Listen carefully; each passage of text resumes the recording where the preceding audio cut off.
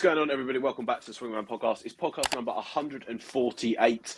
And as you can probably hear in my voice, I am a little bit under the weather. Yes, it is that time of year when the sort of snotty noses and sore throats come out. And unfortunately, I have fallen victim to one of those. As ever, I'm your host, Jordan Ledger, joined as I am all the time by Louis Halpin and Lewis Howard to break down everything that's been happening in the NBA for you. We are a couple of days now after the NBA Cup final, where I think probably the three of us here and a few more people would have filled up the rest of the stadium with the empty seats that were in Vegas for that. We're going to break down sort of what we thought of the NBA Cup, the game itself, and also sort of just how it's settled in now, I think, after sort of it's in its second year of it being a thing, shall we say. And then we'll head into our NBA stock risers and fallers, and maybe touch on some so rare stuff towards the back end of this podcast. What I can ask at the front of this one as well, if you are new around here, just consider dropping a subscribe down below. Leave a like on the video. It'd help us out more than you could possibly imagine. And before we jump into all of it, chaps, how are you doing? How are we? How are we feeling? Are you feeling better than I have been recently? You know what? Better than you, but still been a bit ill, under the weather. Yeah. I think there's a lot of people are around this time. More than usual, I feel like this time though. But also we're recording quite a late one this time, and shown by the fact that I tried to get as much light in this room that I usually recorded as possible, but it's still quite dark in here, so. Yeah, I think I'm feeling better than you, definitely. But everyone, it's a winter rite of passage in England. You have to get sick at some stage. The earlier the better, really, because then you can sort of like be well for the festivities that fall. Yeah. Celebrate Christmas, obviously. So yeah, I'm okay. If not, you don't celebrate Christmas. You can always just turn on some NBA games, I guess. Agreed. I mean, the NBA at Christmas is pretty good. Normally we've got 5 games, I think, this year. They normally spread it out throughout the entire day. It's one of the times I think the NBA does it well, is what we'll say. They do miss on a few things, but I think they nailed down Christmas Day pretty well. I was so ill, in fact, as well, that I didn't even have the lovely sort of like overlay that you can see. So we'll just make sure that's switched on. I know that's imperative to everyone that tunes in and watches these here. If this wasn't there, it would just hurt your eyes too much. Anyway, let's talk about the NBA Cup itself. I think the game in question, because I was watching the game, no atmosphere in Vegas. There was literal zero hype for it in terms of like in the stadium itself, as what I could sort of grasp from seeing it through my television. But I think in general as well, like it is a tough one because it's still in its sort of early years. It's the second year it's been. There's not going to be that much sort of hype around it in that sense. It's still sort of, I think it's still sort of looked at as a joke style of a competition. It's not got that sort of respect for it. But what I wanted to put to you two was, Giannis seemed to make quite a big deal out of winning it afterwards. And obviously there was the memes with Dame Lillard making sort of an NBA like cup final and it was sort of everyone that was hating on him for that. But I mean, Giannis has won pretty much everything that you can nearly say, right? He's done it all, whether you want to say past few years have been a success or not. But he saw that and he sort of reacted to this in a really positive manner. He sort of wanted to go and get it over the line, wanted to get that done. We obviously saw it with LeBron the year before and how seriously they took it. Do you think it's going to be... I get the impression that it is slowly becoming something that other players are going to sort of have if they want to be considered alongside. And I'm not saying it's like the be-all and end-all, but I do think that players are going to be like, I never won it. I never had one of those ones. But you saw the greats of this sort of generation are kind of taking it seriously. And do you agree with that? Or do you think, no, you just cared about the 500 grand? Like, I have seen some of the conversations around that. Like, I know a few of the talk shows were debating basically how significant this can be. And what I would say is, I think it is important that a couple of the players that have won it already is, LeBron and Giannis. One's arguably like minimum top 3 player in the league at the moment. He's won it this year. And then the year before, obviously, one of the greatest players of all time and the greatest player of our generation.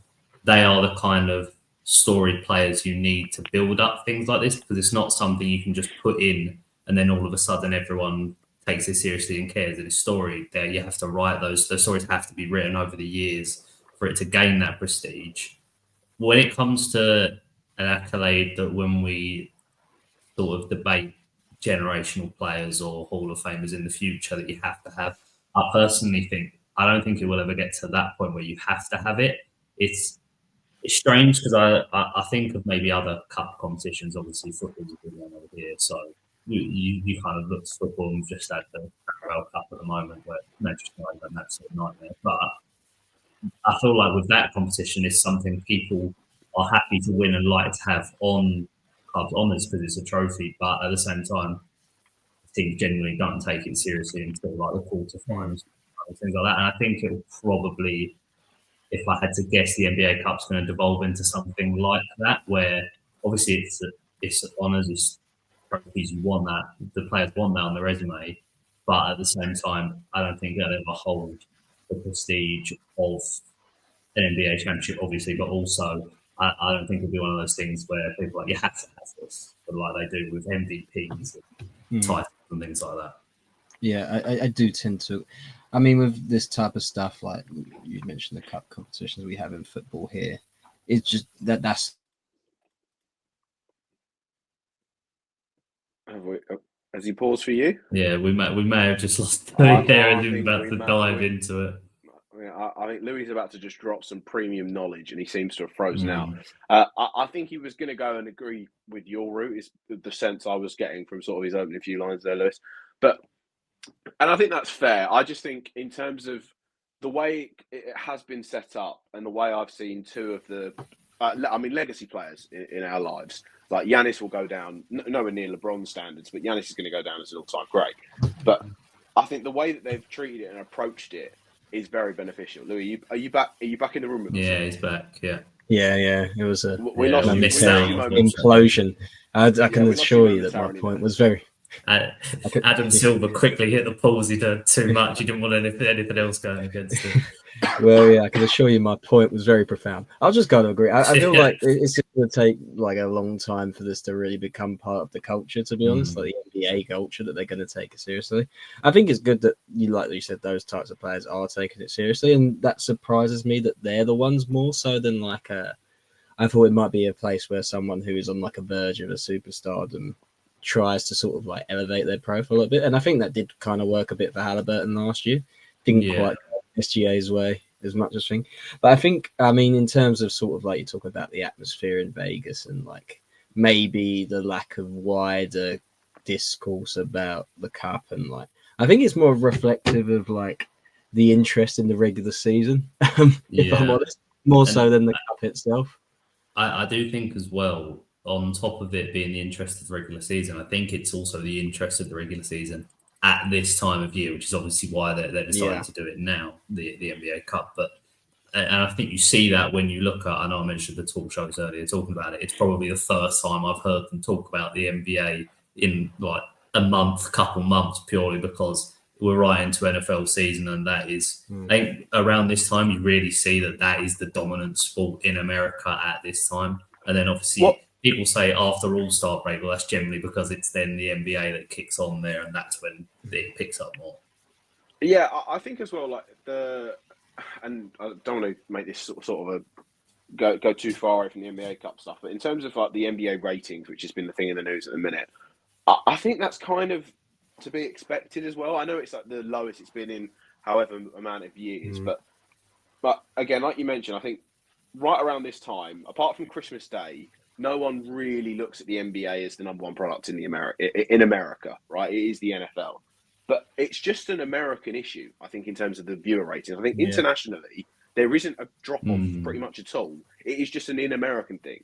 So I think that's something that is potentially just over there that's a concern at the moment. Because like I think as well, you'll mention it in terms of sort of people that will have issues with the Premier League in this country, that won't be known elsewhere as the product that it is. So I think that's just an American in-house thing that obviously the media then leaks out to us over here in Europe and the UK. But I think in terms of the NBA Cup itself, I know there's probably going to be some twists and they're going to make some changes to it, and it will naturally get better as the years it goes on. And like for example, the atmosphere in the arena is not great. But I think it's an overwhelming success in terms of the actual way it's been done and how people care about it. So like we're talking about it, everyone's speaking about it, and no one would care about the first 30 games in the NBA season normally, whereas they do now, for these games especially. And on the point, I don't think it's going to be a thing where like Hall of Fame or like you look back at someone's career, how many NBA No. Cups they've won for a while. But I do think in terms of like an individual season basis, like Giannis won this obviously this year. Yeah. That could make a pretty good MVP case for it. You could say that, you could use that. So again, if it goes down towards the back end of the season, and I mean, SGA was tipped right from the start to be a front runner for it. He was up there alongside Luka and a few others. Giannis was a little bit further down that list. If Giannis keeps performing the way he is, and obviously Shea's going to be great, he had a really poor game. The Thunder did in general. But if you do get towards the back end of the season, and they are right there with each other, and the team standings are right there, people are going to go back and be like, do you remember when Giannis dropped a triple-double on him and won the NBA? Like, that is going to be a thing that comes out, especially as much as Adam Silver also always wants to bang on about the fact that it is a regular season award only, and we're not looking at it during the playoffs, it will be something I think they end up factoring in quite a lot. Which also could, again, it will help in terms of players that are wanting to go for those MVP awards. If they then know that this is a thing that gets seriously looked at, that will help improve everything in that whole competition for it. The game itself, is there anything that it sort of, any key takeaways that you took from it? I think the main one for me was that this new form, the Bucks team that have been clicking and finding their sort of stride, they're a real deal now. I think like they've sort of got majority of their pieces in place, and they look pretty solid, especially defensively now. Yeah, I think especially defensively, maybe some of the changes definitely some of the changes they've made to their lineups have had a huge impact, and also I think you saw potentially with the Thunder, especially with Chet out, how they can struggle if Shea is either misfiring or the other team just doing a very good job of guarding him. I think sometimes they can really struggle offensively if it's not just leaning heavily on him. And that came to show, as even though it's not like they got absolutely battered by the Bucks, because they only scored 97 points, which is in a lot of NBA games nowadays is definitely enough to win games most of the time. But defensively, they just couldn't get it going at all. So they only scored 81 points. Yeah, no, I think that'll be something for them to. I mean, it'll be a cause for concern, right? They sort of faltered in the playoffs last year when I think there was potential for them to beat the Mavericks and probably beat the Timberwolves now that we look back as well. And that offensive question that came out of the playoffs, and Jalen Williams, he's really the second piece, I guess you'd say, in sort of like an offense standpoint. The question is still there, isn't it? Really, so I think that is something that I took away from the game personally. In the Bucks, I'm still not sure about them defensively, if I'm honest. I mean, Trey absolutely rinsed them the semi-final, 35 points. I still think they're going to have guard defense issues. They still have sort of issues with people penetrating the paint and stuff like that. But, fair play, they have brought it back a little bit. But in fairness, from where they were to where they are now, the travel distance was like, if you were a little bit better than like absolutely abominable, it would have been an improvement. But I'm still not really buying them. And maybe a bit more now that they've won that final. I see, that's the thing, the cup final has kind of swayed me. But I'm buying them a bit more now, but like I'm still a bit dubious. I think there's just one other team in the East that I'm like really seriously considering, if I'm honest. But yeah. I think for me, the main thing I'm taking away is obviously there's still no Chris Middleton properly. Like, he was ill that game. He has been back after. I didn't realise he had surgery on both ankles. I thought it was just one. It was quite bad. Like, he had to relearn to walk, apparently. That's how sort of mad it was. Of Chris. Slightly concerning, is it not? That was what was said during the off-season, is that he had to relearn how to walk. But I mean, he's coming back. He's they're drip feeding his minutes into him. They're being very careful, understandably, with him. But I think if he does get back up to it again, and that's obviously a big if with someone of his age and the injury and the surgeries that he's had, he is still a very, very good player if he can get there. He's a great third piece option, is what I'll say, in terms of an offensive threat. I think from where they were, and we were talking about them, and I remember myself saying sort of players that have got trade value for them. You're looking at sort of Bobby Portis, and probably that was about it. Like, in terms of major trade value that they could potentially go out and have some flex on their roster. Yeah. But now they don't seem there's not really that much of a panic. Taurean Prince is shooting threes that is at an ungodly rate, and it's quite funny that it's happened twice now when a player's left the Lakers and then gone on to the Bucks and shot unbelievably well. with with Beasley being the one before it. But I think there's still a few little things that they can tighten up on. But I mean, when you've got Giannis and he's playing in the form that he is at the minute, you wouldn't bet against them in a one-off series game like you saw in that one. So, well, yeah, it's just indeed. a feel the East as well, bar the Celtics. I'm not entirely convinced by. The Knicks are decent. I'm still not. There's something about them that I don't quite trust. And then who else we talking really? Like Cleveland look very good. Yeah, but like when we're seriously talking about it, like I agree. In sort of, if you took me in a 7-game series and you've got Giannis there, I'm going to lean on the side that has Giannis on it. But the Cavs are no mugs, is what I'll say. Like they'll definitely be better. Like in the playoffs, they had a grit and grind series against the Magic. I think they'll learn from that, and they will be better. I think in the postseason this season. But I know what you mean. Yeah, but I mean, I wouldn't have said the Pacers last year. So, especially they lost the final last year, obviously. And I wouldn't have said they'd make an Eastern Conference Finals, but maybe that was good fortune in a way. Agreed. Let's dive into some of our risers and fallers now and go through there.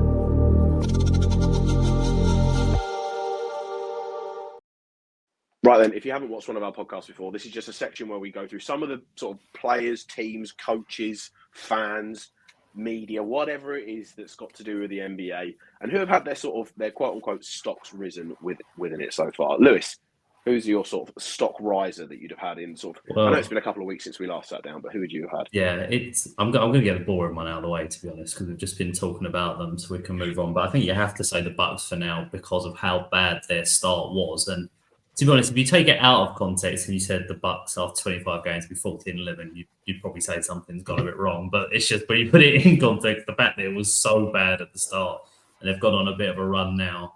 Dame seems to getting a bit more consistent. Obviously, as I said, their defense has been better.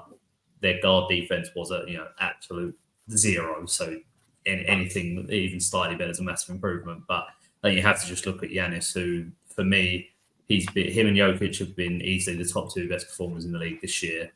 Even though their team success in the regular season so far has been a bit underwhelming, I'd say, for both teams. But what I think he's averaging was Giannis leading the league in points. I think he's averaging like 11 rebounds, 6 assists, something like that a game on 62% field goal, which is pretty unheard of for someone averaging 32, 33 points a game. I know obviously a lot of it's not taking jump shots or anything, but just that volume of scoring at that efficiency, you can't turn a blind eye at. So I think you have to give them their props for how they've turned the season around from the horrible start that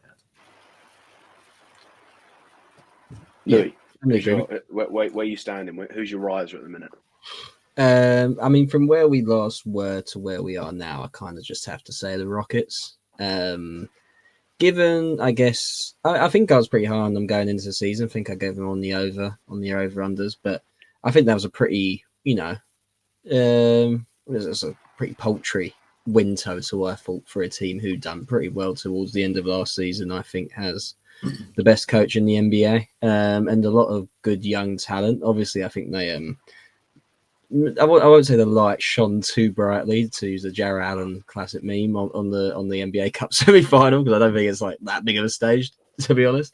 But you saw some of that. I think the cracks in the sort of like the youth and the inexperience fall there. I think Charles Barkley talked about it a couple of weeks ago, where they sort of like it was the Warriors where they were like absolutely that they had a big win against it. I think Steve Kerr said it felt like he was playing in hell, mainly because of the horrific red call. But like that's kind of how it must feel like to play against them. I wouldn't want to come against them on like an off night, on a back-to-back. You're playing against the Rockets, like they are dogs. Agreed.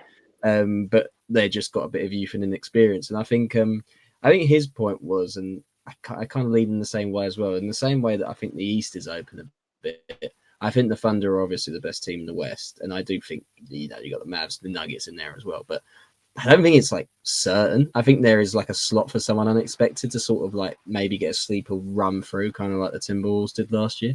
And if they sort of piece themselves together and carry on the good form, I think they could be a dangerous team to play in the playoffs. But obviously, they have to sort out some of these like turnovers, these offensive sort of misgivings that they have every now and then. But I think it's just I still don't know who. I don't know about you. I don't know who I identify as like the first choice offensive. Like the in that team. Is it Şengün? Are you going Jalen Green? I think at the start of this season, I think it's definitely personally ruled out Jalen Green for me as the number one on that. I know it was kind of him and Şengün last season, people were arguing, and Jalen Green had a few big performances, but this year I think he's definitely had a far lesser part than he's used to. And I think Şengün's played great. And as you say, I think one of the reasons that has helped them to the record they've got is Van Vliet's really stepped into that role. I know we talked about a lot about their playmaking last season, and this season he's really stepped up to help fill that void. Yeah, I mean, Jalen Green for me is just not consistent enough. Like I'll see him have like a 30-point game and then he can drop like 8 the next day. Like that's his issue for me. Like he's definitely got it in him. He's so athletic the way he plays. It's really fun to watch him, but he just isn't consistent enough. Like he will just have stinker nights, and that's where like the Van Vliets and Şengün can be guilty of that as well. I just think his ceiling's a little bit, his floor, is just a little bit lower than Jalen, a little bit higher than Jalen Green, shall I say? But again, I think that's still. I think the way that team's coached as well, it's probably not easy. It's not your run-of-the-mill coach that's in that team at the moment. And I think there's going to be sort of teething issues as they go along from it. But, I mean, hey, that Western Conference is no joke. And to be third in there, even 20 games into the season, 25 games, whatever we're in, it's pretty impressive for how I'm seeing it. And as you say, you talk about consistency issues. I just checked because I thought it was the case, but I just wanted to double check. Van Vliet and Jalen Green are both shooting under 40% from the field this season, which, pretty much you'd basically say is synonymous with a team potentially struggling offensively because they're both the starting guards a lot of the time, but they're still third in the West. So there's definitely, which is encouraging, even more room for improvement.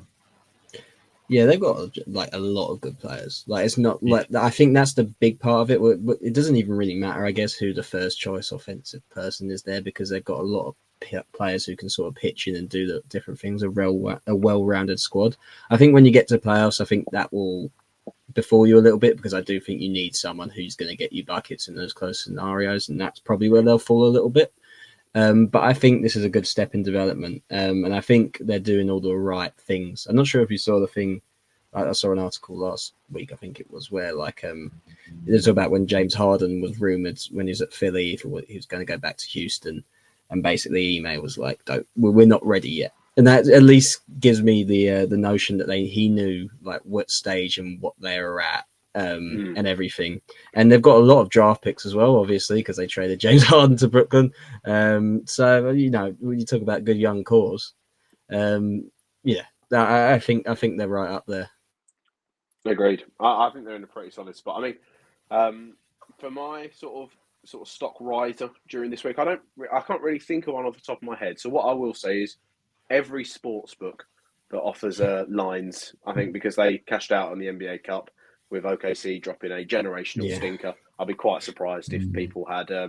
No one would have been massively fading on the OKC, especially either on them to win the spread of that game and also player props. Shea was terrible. Jalen Williams was terrible. The only one that was pretty much good for that OKC side was Hartenstein. So yeah, it's been good. Is what they've missed, I think. But also, if you're not going to give a player or a team stock rising, I'd like to give a little shout out to Cade Cunningham. I think he's been good. I think he could be an all-star this year, given the injuries that we have. And I would have said Franz Wagner as well, but he also got injured sadly. Cade has been, I mean, he's the kind of the go-to guy in that team, but he has been. He's been staying healthy. Triple-double, right? You want to see. Yeah, that's what you want to see. You want to see players like that staying healthy when they're younger, especially like when they're coming into the league. They've only had a couple of he's in his second year now. No, it's going to be like third, fourth. Yeah, I think he's third or fourth. Fourth is his second or third. Yeah, fourth, third year. Third, I think. But yeah, again, it's been a little bit plagued with injuries, but it's nice to see him sort of getting a consistent run. And I mean, Detroit don't look like mugs, is what we'll say as well. The only thing that, and I'm glad you brought that up because I need this on record somewhere. Because every time, obviously, with us being in the UK, Detroit normally are on around midnight time. They're normally the first games on the NBA slate, with it being over in where sort of the NBA schedules their times. I love watching Jalen Duren play. I think he's he's an old school center, right? He is built like a brick shithouse. He is huge and he is great on the glass and he's just great to watch. Oh my God, is he stupid though? In terms of he just gives away fouls. Like you check the box score and you're like, oh, Jalen Duren's on like 8 points and 9 rebounds in the first quarter. He's going to have an unbelievable game. And you're like, oh, he's not played any in the second quarter. Why is that? Oh, he's had 4 fouls. Yeah. Oh, right, Yeah. nice one, Jalen Duren. His minutes are usually a lot lower than you'd Oh, expect, wait, and sometimes.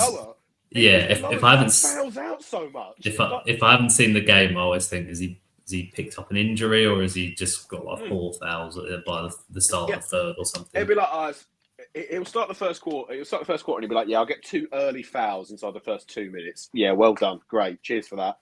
And it's just like that's the only issue. He's probably got other stuff in his game because I don't watch Detroit loads. But if they are on, I'll normally watch it. But it just winds me up. I saw the highlights of the game the other day. It was against the Heat. I'm not sure if you saw this one. And I think they were up. It's like 6 minutes to go. They were up like 107-96, something ridiculous like that. And it went to overtime because they're just a bit like. Jimmy Butler had a 35-point-19 rebound triple double with 5 blocks. Yeah, he just went insane and they still lost the game. That's that's the please trade me game. Yeah, I just checked. Let's go into the. Oh, go on. It is Cade's 4th season this days because that second year he only played 12 games, didn't he? So, Oh yeah, what did he do? He got a shin, didn't he, at the start of the season? It was some weird injury that he done. I remember. I can't remember. I just remember he kept him out. Anyway, let's talk about our fallers because this is all. Anyway, let's just talk about our fallers.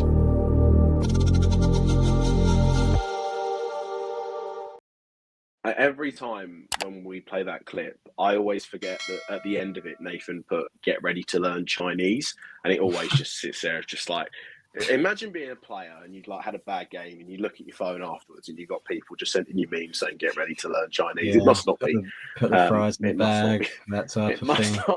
It must not be great. I'll start this one off, and I think that the biggest stock fallers are the New Orleans Pelicans, I have to say. And it's a sad one, really. I am sad in saying this because I think they are cursed. I think actually one of their former players, I can't remember who it was, but come out and said that they quite literally are a cursed franchise, whether it comes to injuries, just playing in general. They do seem to have every one of their sort of best players get injured every single year. And we're going back years from when we can remember. But obviously, Zion's cooked. I don't know when he's back, probably a couple of weeks after Christmas.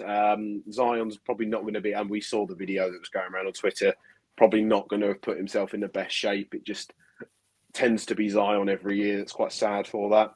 Brandon Ingram, again, I think was being sort of touted at getting a trade and moving, trying to get away and get into a sort of a team that's challenging for something. And then he gets injured mid-game, twists the ankle. I think he's out.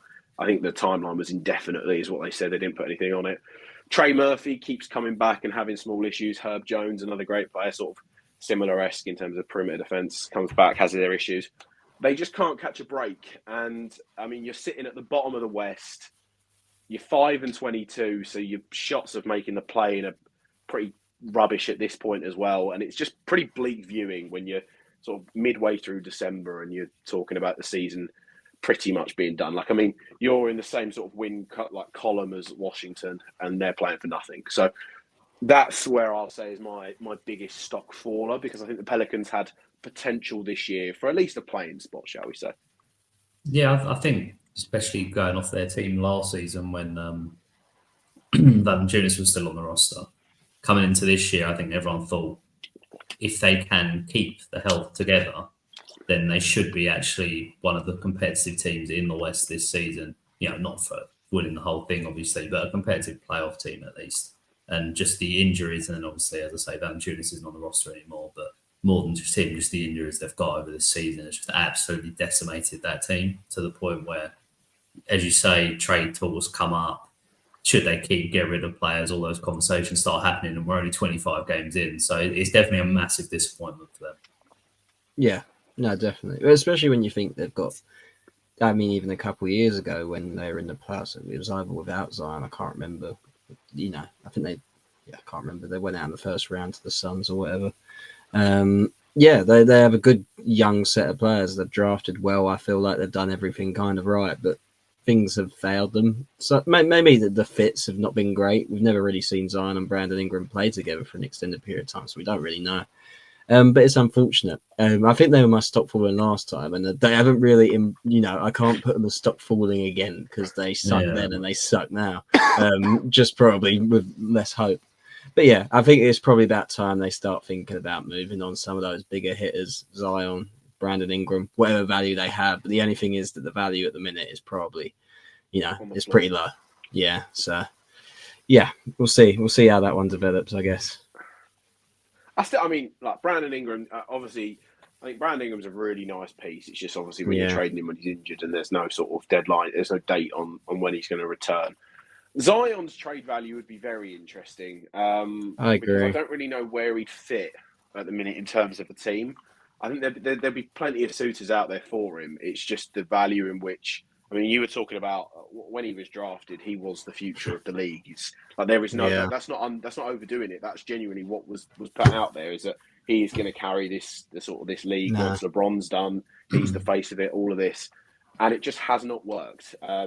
There's been glimpses and certain moments, and I mean, even when we think about it just recently, I mean that when he come back in the playoffs, he looked unbelievable and then got injured. So it's it has been rough to see sometimes with him. But it is a reoccurring issue. It hasn't just happened once or twice. It's a few times now. So I don't think teams will try and break the bank, but I still think he'd get the Pelicans enough to kind of warrant maybe parting ways, is what we'd say. Yeah, I mean, I don't know. It's obviously, excuse me, for teams to decide, but you never like seeing constant injuries from someone that young, and especially, as people have said, someone with his build, obviously he's undersized for his position, but he's still, a massively bulky guy, and he's so explosive that you just think picking up injuries earlier, it'll just be something that continue as his career goes on. But on the other hand, we've seen him have one full season early on in the league, and he averaged 27 points at an unbelievable efficiency. So it's the player he can be, is one of the best players in the league, but whether we'll ever see that consistently or for a long period of time, you just don't know at this point. I think part of them must be like, if we trade him and he turns, somehow he manages to keep his health, you'd be like, you'd be so gutted, wouldn't you? Because that is one of the best players in the league when he is healthy, and I think that's probably the kicker with it. I agree completely. Right. I mean, we've been talking now for 33 minutes. We was going to keep this one relatively short, obviously, because I think we're just going to speak about the NBA Cup, a few other bits and pieces, and then obviously we will address everything in the new year after the Christmas games, and then we'll be in the run-up to sort of the All-Star window, shall we speak, as well. Is there anything else you guys sort of had pressing that you wanted to discuss? Not really, to be honest, because when you started talking about stops falling, no one team really jumped out to my mind. The only one I really thought was the Warriors, but I feel I was going to say the Warriors. Yeah, they've been in a bit of a slump for a while, but other than that, I think everyone's kind of been in the same sort of position, and even the ones that were slipping a bit have kind of steadied the ship a little bit. As I say, we talk about the Bucks. I think the Nuggets were having a bit of a fall at one point, but they're starting to bring it back a little bit. I know Jamal Murray's had a couple good games. I think that was a huge cause for concern for them. So other than, probably the Warriors, I'd say nothing pressing. The low-hanging fruit is probably the Sixers, but it's just there's no point. Yeah, that is what it is at this point. Yeah, I'm not going to harp on too much about that. Yeah. I mean, I'm still not actually that worried, really. I said this, I was never really panicked with the Sixers. They are 3 wins outside of the play-in spots, 5 wins outside the actual playoff spots, and that's without Embiid. And I think Embiid just got that one was just a freak of a nature of an injury. Someone's come on landed on his face, and now he's going to have to play with a face mask. I have zero worry because especially when you look at the East, Detroit. I have no issue if Philly get healthy again. Philly will get past them. Chicago are going to be trading away some of their assets. Zach LaVine will be out. I think Vucevic they'll easily get rid of because I think there's a market for him as a secondary sort of big man as an offense leader. I think Vucevic will end up going to Denver. Is by the looks of it, that seems to be the case of where he's going to be. You know what? If I will say, Vucevic has been playing pretty well as of late, so he's definitely increased his trade stock. He will, especially with his contract that he's on, because I think it's one of those ones that declines in value. They will have no issue shifting Vucevic, especially for the numbers he's putting up. They'll get rid of Zach LaVine. That team will go into full tank mode. They'll get past Detroit. Whisper it quietly. Indiana have not looked good at all, is what I will say. They have looked woeful, and the vibes are horrendous. That's probably a shout for a stock falling, really. Yeah, Brooklyn have got rid of Dennis Schroeder. They'll probably, if they've got anyone else of value that they're going to happily get rid of. It will be no issue for Philly to make the play-ins. Like literally, I think they'll make it. I think if Embiid is out until sort of March, they will make it with just Paul George and Maxey. But yeah, I think the problem with the Philly is, and this might be a bit preemptive, but I feel like everyone's kind of already made their mind up on what their season's going to look like, which is Embiid's obviously missed some games and he's had a couple freak injuries to go alongside that, but they'll steady the ship a little bit. They'll end up getting into the play-in or a low playoff position. It will come to the playoffs. They might, if they get a lucky draw, get a first-round upset, or if not, just lose to one of the best teams in the East. Yeah. Or with all the wear and tear off of having to play potential playing games or a first-rounder against a good team, they will just peter out as the rounds go on, and it will be the same story. A lot for them, just with a different start to the season. So I think most people, it's not like they're worried about Philly. They're just a bit down on what they think the story is going to turn out like it has, unfortunately, for them for the past few years. Yeah, I mean, I agree with you. I think, but ultimately, I do. Resigned there. No, but it's just, I think it's just a factor of that, in the East, they're not better than Boston. Boston have got the best roster in the entire NBA. I don't think anyone's going to argue with me on that one. And I think when you look at the East, I think on their day, they can go head to head with the Knicks, with the Cavs, and potentially the Bucks. But but then from what I've seen of Philly, and it just is the truth, what I've seen from Philly when it does come to 7 series games or 7 series playoff runs, they very rarely do they end up sort of toppling whoever it is on that par-to-par game. I think the problem is as well as you list off those teams, and this is why I think most people are just not that bothered about them at this point, is because you've rattled off those teams. The likelihood is with how the season started that they're going to be playing long series against multiple of them. And that's the issue, is on their day, I agree with you. I think they can beat anyone outside of Boston there. But the likelihood is they're probably going to have to play multiple of them in the playoffs if they get in, which I think they will. Most people think they will. And in that sense, I can see the injuries flaring up. I can see the wear and tear coming in. And it will be a similar story to what happened before, where they will kind of peter out of it. Completely agree. But I mean, hey, that's far down the road. We've got a lot more basketball to play before we get there. I think the only thing that we can all wish for is we all want everyone to be healthy so we can see the best playoffs possible. 100%. I would love a fully healthy Philly in the playoffs to compete against these teams because, as I've said before, Embiid, when he's fit, is a top four player in the. I'll say top 4 player in the league, just because Luke is obviously starting.